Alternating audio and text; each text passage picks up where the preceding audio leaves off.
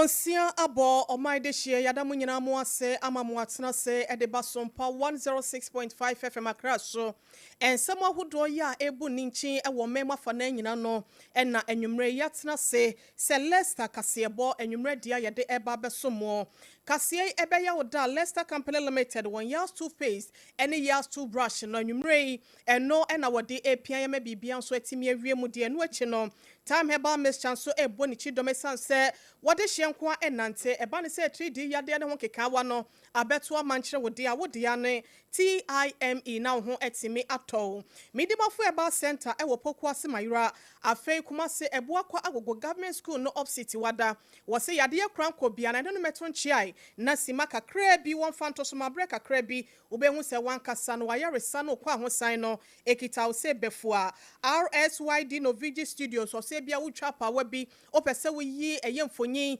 anase bibia efasi ni twa ene mpawa yi ho no wode wani echiremu ewo malam kokroko first street wona na wakọ na watimi aye bibia so ede amount onga eye ma mensa no boafo nuane yo no ebeye de ama taste na yi ne ho ama obi akanfo de a na wohia ma mensa no boafo onga adwaman so ebuso ewo ho semi dia obetie bie wo mu wabra nwumakoi ebo ye chidom na atoafa SOMPA 106.5 FM Accra hasenom wabra ebu ninchi ede afa asante mantemo SOMPA 93.1 FM ayiko 100.9 so ebutu ho ya wojima dehye ya wonum so asante mantemo SOMPA 98.9 ewo sunyane 90.7 SOMPA ewo nkranza afa 106.1 FM enso ewo techimai SOMPA wode wani kiremu ewo mankesi mu a eye Kingdom 106.1 FM takwa SOMPA 101.1 FM takrade eye SOMPA 103.3 and afa domanso eye SOMPA 101.3 FM Facebook wonu ye twa live ewo ho eye SOMPA 106.5 FM Accra YouTube no eye SOMPA FM live www.sompaonline.com simni nyina da yabun kam dia fa wonto kwa ho a won sabetimi akabi kaneshi aban radio so ekitem ena adamfo pa radio so asomo ewo France abrochimemo ensem no nitibi ene se krachi bi ya wono eye pani wodwani kirem ewo nkari a wakodin senseme ewo court di asem ene sobo ena wode eyantam ne munsem eyade a wobetie Ghana Education Service empanyfo so de krata ababonte sebe ya asumdweboa ebetimi atodwa ewa kyerkyerefo ene wonum empanyfo a etua wonum ano Ghana hasenom enipa no binum a wonum to wodisua so ewo UK abrochimemu womo kyerese Ghana empanyfo anhwe ye nimguase ombehwe ama wonum saka no enya semketo ebebo awremu ewo ensem ne mu mrahye bedwane ya wono so ewo sunwane abato mpesua so wone na bai krache panyin wono so ayedwumedie bi nyina no eyese wonum eso akire ama bibia so etimi akoye ewo won manfo no entemensemi afofro no mu bi ya ma no ne nsem etechire ena ene enwumre mu somfo OHENEYERE maame ekua yebowa esia mabronya brewatia matena se amede ma no ebegu ho asew ede amamo afeye ngibre ne adaje na ensem no emu nkyeremu ya esi ase no yentimi fansomo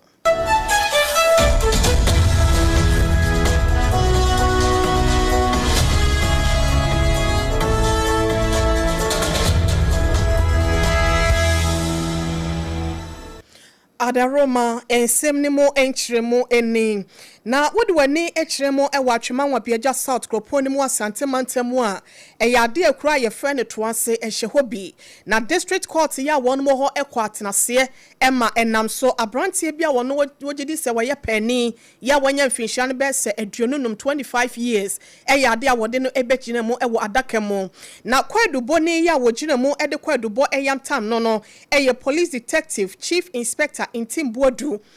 na semwa wakachire court ni nyina ne se abrantia wono wanya aduonu enum emfinhia yi mu ya edin ya dodo na de frɛ no ene Dauda Bediako ebi nso frɛ no Dauda Abdullahi ya ade a wakwa akotwe sekan wone maame so de ntrenebo de ama ne se wanhwe ya obeto ayanom wabra ne na odbo ade de ma no enya ensoye na wo kire mu se won ka bi nhyem January bosomeda na etoso num no ena maame a ye friend Mariam wo tutu amnika nani ho hancho bepie mu ewa policefo akache ewo enkawie ne nante se ne san ya wo kire se waye garden bi na chese efichire ekuayo ni bi ena waye ewowo na body ewom no enyinyini wo hu ya ne se ne bei ne nsanka ne nanka wadane apotokura ena wodna nam kwanche ena wo de ebra no waba beteko wo hu ya ne se wafaseke akotwa body ni mienu ena wo chance na eno ene se fa me body ma me no ane se blantanya wode kotwa body no wo se ne maame na antwe no wode banyinyam no na watetene te sese bi de wanya owiata na ma wo twetwe no eno ene nam so policefo kwache no a wo siesie no ede ne kogina emranim na wo kire se watu na asem no ede ahye eye January bosomeda etoso aduonu enso ewo afi wese mu na yani di nsem nachi asem no baabi ebekwa akɔwie bia no ebusua ya mama so nsi wo ho na mani nso efra ewo ho wabra mudi achi ewo Facebook ene YouTube na ne sompa emfidie ne nyina eso Yemfriwe na yemfa yene enkyeremo ewo ehomesua ho ensemo Ghana Education Service wonom atam tredua ene enwoma ama woma kruchire ensem dodo na no ene de egu nkrata so yo mama sompa 106.5 FM akra yensa akabisa yena na ekire na yemfidi ahodo ne nyina ye wo mema fana no yentu bi enfa wo sebe ya adehia wonom so ewo achichie ne pincheye no won so waso etimi atibi na wo kyerese empepi na no se wuremu ewo adesua demo a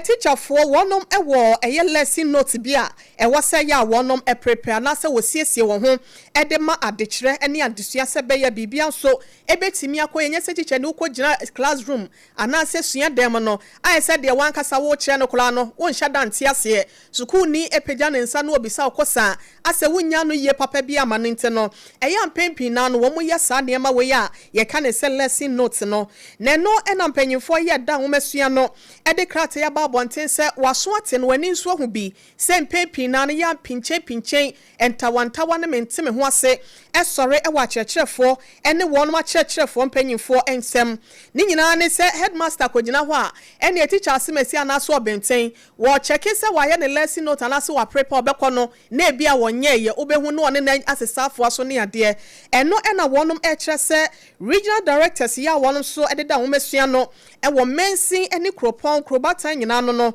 wonom nyina enje sakrata wese bi no momo masonte se efri na kro wese no wonom enhwe se basic schools ahodo ene secondary schools ahodo no ene ekyekye ni biada ya wonom so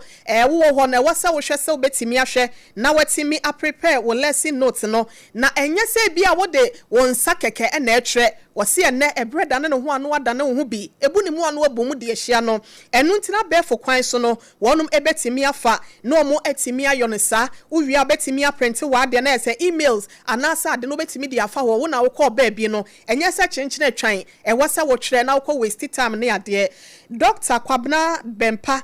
tando ya wono na deputy director general na wode eye ensem we say eba abonte ya nsa no sensae wo ho a chairman for yo mo eye Ghana Education Council no wonom so ede akopia ma wo ma fei director general GS Accra wono so to be ede ama no deputy director general wono so de bi ama no na fei so no attorney general director ya wono so eye schools and instructions no wono so nsa akambia wo mo kire se wo mo hwe na wo mo ni so se be ya menteme ho ase ya esore wo suku ahodo mo no wo mo nyina ebema eto etimi echa yemfri hwe na ye na so anyina enwomesua ne mum esanse ye wonpo no ide na anwemu a na yebutuo Ghana for adehie bi ya wonom awie suapon wo ha senom no won PhD no ya de a wonom ekwa akotoa so ebide wo United Kingdom na se UK abrochimem no wo mo kire se aban no ene so wonom asene peja wonom esanse wo hu se abo akrama wasipata so mpempi na no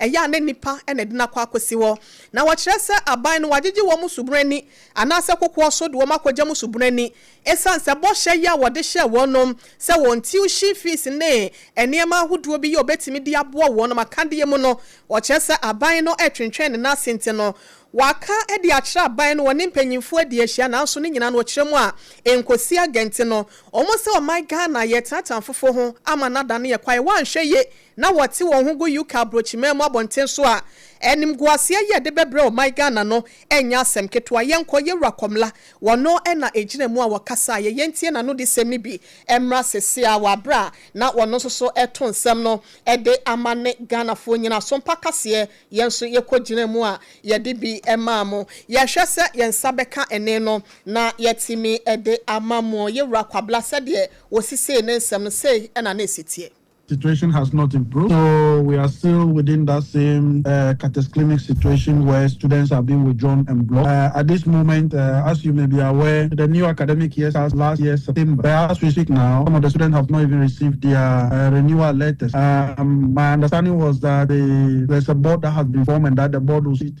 sometime next month. But you can imagine about the payment of the stipend and also the tuition fee, which has been in arrears for so many months. So as I speak to you, even in my school 2 days ago, I was trying to address an issue about a student who has received an email saying that he's got 7 days. Abusia ye rakwabla na no di sem no what time editor asubie machire se ye kase ya no sempanyimfo anhwa esuafo no ya wo soso enya wonom ne ye mebetimi abo wonom school fees ni ade no eya ade a aban ya ono ewo UK no wo betimi edeport wonom amomasa remo ewo my Ghana masen mo se eba sade a na entwe ye nti no ena makomako eduokno ya wo kire se wo mo ede ama wonom no empanyimfo nhwe na wonto anamo na anim guase ameka my Ghana. Some of them are literally even living because the way the situation is now, some of them has been received the withdrawal notices, and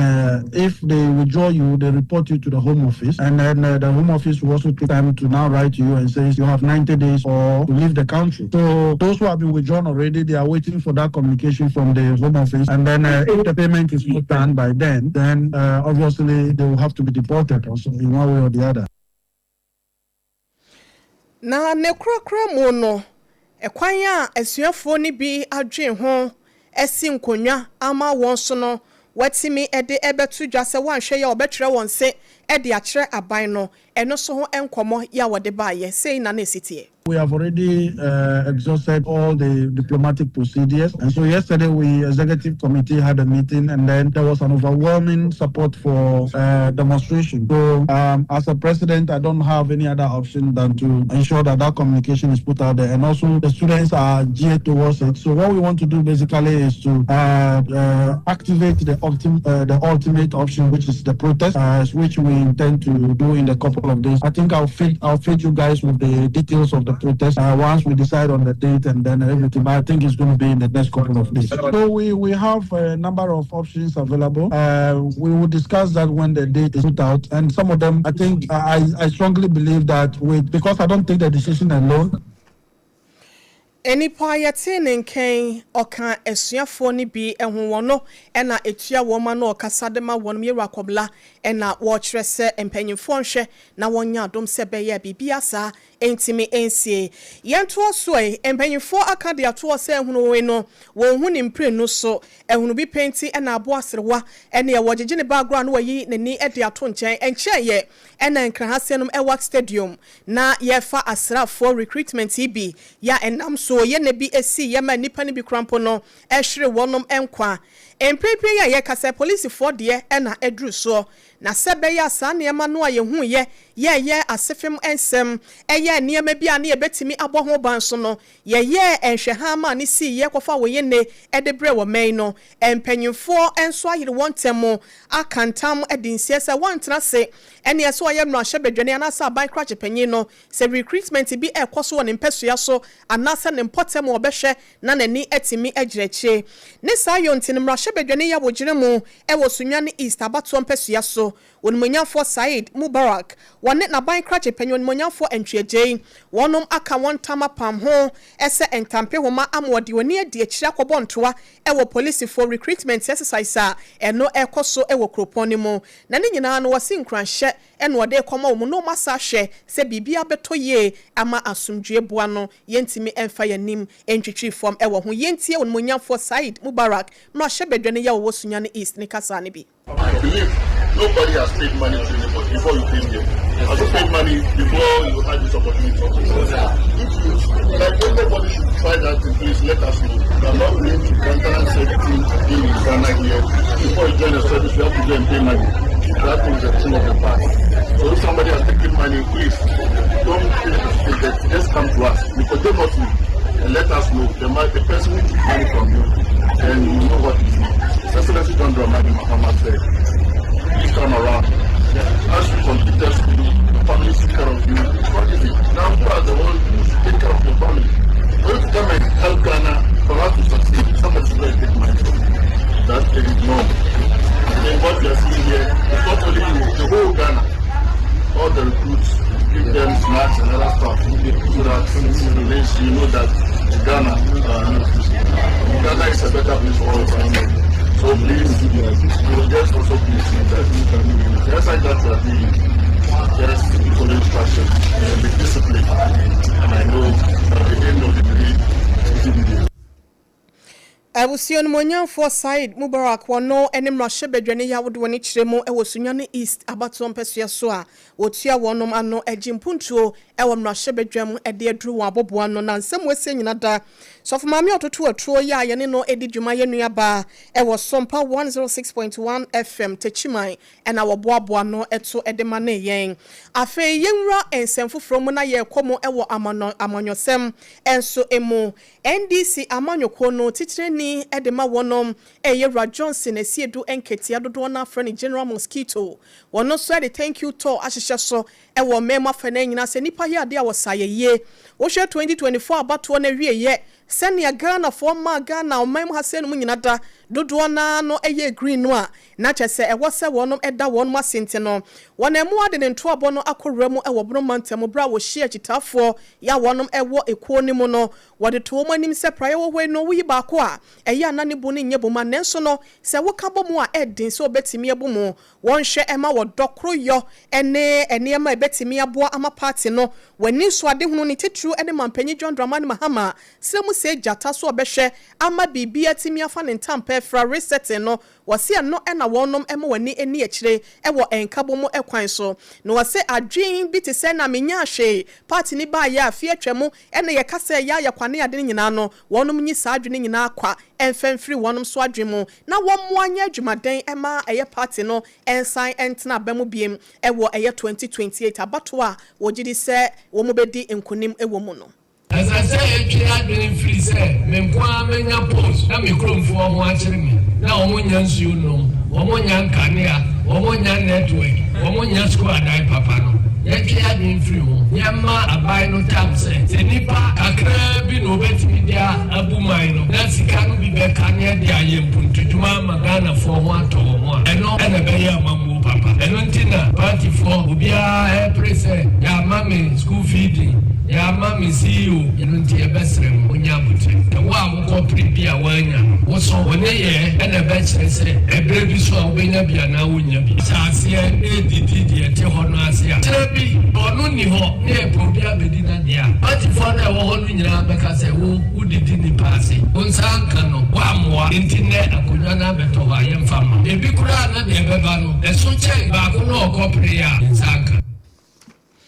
Ewusia kasa no ampem wada wabra na no si ya pe na wode wani kiremu ewo ginegina wo hepopro ya wono eti adwaso de ma wonom na na tutuba fo ya wono so etoso mienu wogina akwanya no so adesrede ede ma General Mosquito sa da romo kura ne nsema kura ne achechede asere waka ho wo kotokoto nanim se wanya dom na aban no entwa wani emehwe wonom esanse agenda 111 hospital project ya na eno wonom ehwe ahyase ewo brekum west gropon mo no wonhwe mewie ma wo mo nanya no nkwada wo kyerese wode wani kyerem wo brekum ene sampa kwantempon no so a emfie pitipi nie ekwan na tete apropansam ewie se adanko ne eduntene no so aban no enhu omobo ewo sa kwan no so eno so ho nsem ya wode etudwa enie yehwe na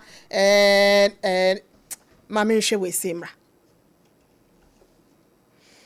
Abusia mo fanche ye hwese ye nsabeka na natutuba for na no disem no na yetimi ede amamo afi ya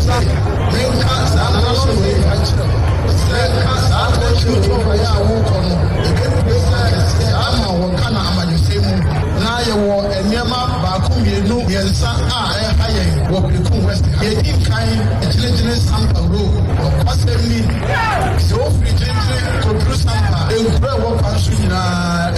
in put no one. Say agenda 111. It will come. Sabri Yakrim. Now budget no yet he said. Pansia fee. Emutu ena obekene wewie yesra wadaoma na breku wasiye no motimi aye ameme ho ato e wasifa kokoko mapajem na ye 31000 say a quantity 6 Ebusia ene ya etwagu ye eye nana tutubafo ya wono etoso mienu ohepopo ya wote adwaso edema adehia ya wonom ewo gyinegyine ena yetie no na ye Careful Leicester Company Limited won yas toothpaste ene yas toothbrush no emfa emau ebusia wadaroma wose ebasa wose honsem ebetimi akoye anase bia wonumu enkabone no ebetimi efri woso ama wonso wonumu no etimi ayehwam watimi agina bedwam akasade a na wo hia yas toothpaste ene yas toothbrush ne bi na bibia so etimi akoye obetimi no mato kese wa homabofo iso se wo pe bia ton se nkomo bi se bia na se nkomo twetwe bi ene semi se bi na wo ho no na wabisa 0501 619-588 0501-619-588 and now 0501-390-338 na bibia so etimi akoye eba ne se etridi yade marere ni bi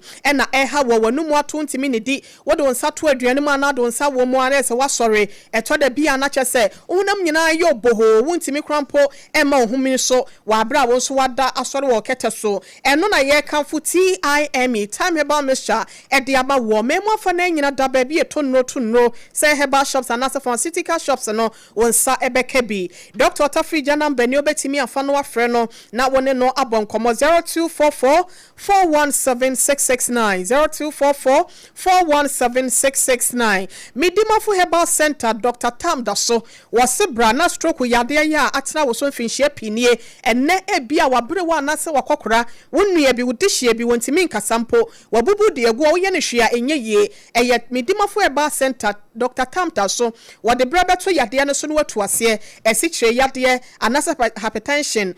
wo sa honyale wa hodo wo ho nsem ene yade krankro nyina da mesro kwa akowie mu wo Midimafo Herbal Center na bibia nso atimi akoye kwa ho san ebeye wo dia 0244 774 282 0244 774 282 and 0500 727215 akra ase no poko ase maira ena won sabeka no wo kuma sene ne nkwado nso a eboa kwa agogo government school ne hwe ne mu ho ena won sabeka Dr. Tam Daso wo se wanyankopon ene yaresafo panyin no na upesa wo yimfonyi bi anase wotwa eye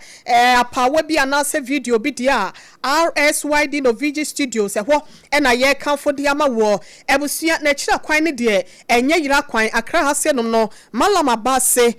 first Kokoko Street no ehwa ena wonsa ebeka no mepacho obi ohwa na otwesini wo ye photographer anase creative director wo hia enema bi ebetimi aboa ama wo film studio no bibia timi akoso ye dia na wo frɛ ni sesia e wo 0574 715 778 ana 0303 974 na watimi ajo so George Bread and Pastries wonom se hot cake no eye 3 Ghana cedis mu amoye dokono ton nyina no watemo bread so mo meto dokono no de ahie mo moton emu nka ese mu dedede wo de ane so obehwe na wakade ya wo de beton dokono no wa prepare no na obegye 3 Ghana cedis opa bia no obetimi e de akwa akwaje no wate ho mfaso friend 0256 068832 opeso ode bra ba bia da yade no so no obeye de ama wo na kira kwan no e wo dome commercial bank no echi hwa e da wonsa ebeka no opesa wo no aduane e ma wonsa bode a na ye onga mama's helping hand me pa cho ne wo ye bia se ye stew enkwan anase nambi e na opesa wo gra na se stew ho me pa cho eno ane se wo kodwomu a ka de kro na wo kwa kwan ne kira de woton no wo beyi bi e de amount mama's helping hand e yade a FDA for agye atomunti wo di a boni bia da eni ekire abusua ye nyina hase nom na ye nto kratam na ye ba nsem no ye de nyina abekwa akowie ewo amanone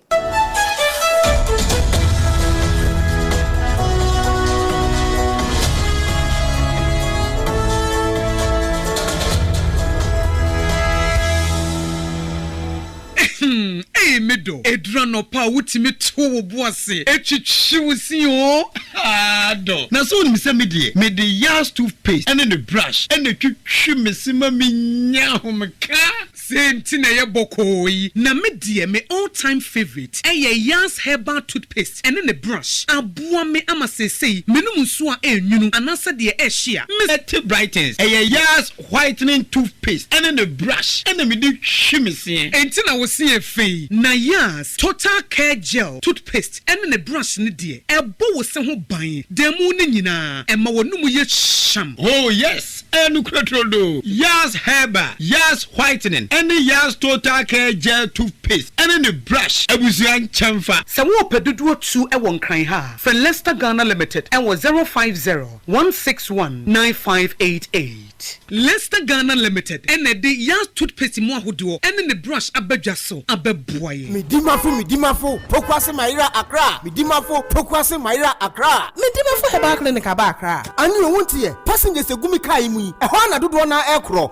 eni sa Accra ne potem yedemu ani yedemu ampa de se de adutwam Atlantic International University America memu abo Dr. Dujamfi Babaso honorary degree as a professor in biology in herbal medicine. It is said here ayaresano ayam more misi minim wife ye kopa wo wanye ye 1 cedi nyinse ne betom ansa na yetues ka no miso mi connection na enhyeda nkoye na esakakra ti say wa page mu ama hode ambam connection ne mu de wa wo de ba de kro ho wa ba de kro wo de ba de kro ye ka stroke nso de wo fa no small chese agidi wa wuo ne de asie no yare bia etatia e wo Dr. Tamda so endi so diabetes, hepatitis B, prostate, hypertension, malaria yare bia kuma say owo agogo opposite government school no and nkra so obepiem e wo pokuase Maira kwan no so for doctor 0244774282 and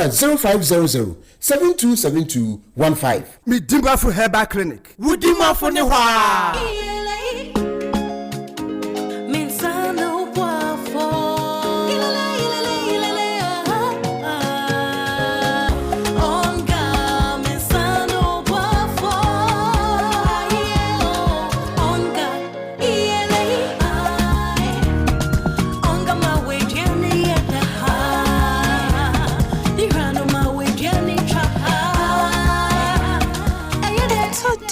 Obiari hia emwasron kubia epemani ni opepa aye de chenja onga mama sano boafo FDA aji edwedie yin krato yaso sano boafo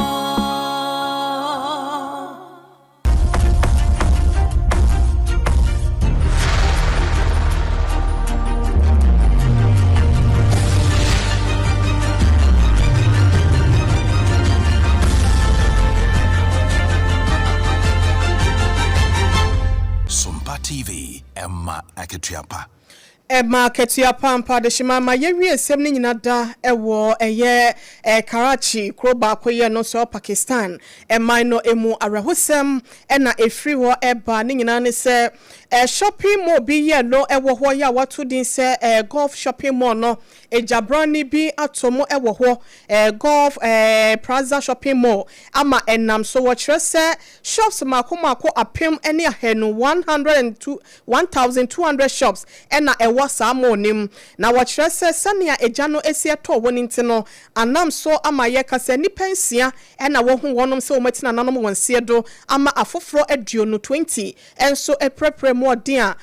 Dr. Fojira won so tenten ya wo pre e de age won kan e de asi atiasefo asase so na South Deputy Inspector General Said Asad Raza and woni central for twen komo no na wo kire se ejano sania esi eye ne dinka to store so be semiensemo na ewremo ewo enumo na chese tretre ne kwabem no kire se wo srompo ya chese wan hwe ye nipa ni bi ebetimi akemu ewo abra ye kase wo abra wonum enya enhu se nipa kro no wonum ekira kwan ni nyina mu ne de mpaye ete ekire se nyankopon hwe na wontwetwa enje wonum a bia wonum so atrapia na se ejana trapi wonum ewo mo ho na ye ni di nsem yachi de ebefa bia na ebehwe na de mu enkyiremu de amam hasenom na Leicester don siabrem kase anwumre no ye de ni nyina da esie ensem ya wote ye no sompa mfidi ahodo no nyina da etwa edefa ho wa bra efri sompa 106.5 FM Accra mamena Tony ase wono ene de ko social media handles ne so no brempon so ye na no ase medi de OHENEYERE mame ekua yeboa esia mabronya ye sorry so ama healing point dwumedie no aba wa kwam nyabre ne adaje na etie bi na bibia so entimi enkoye emfama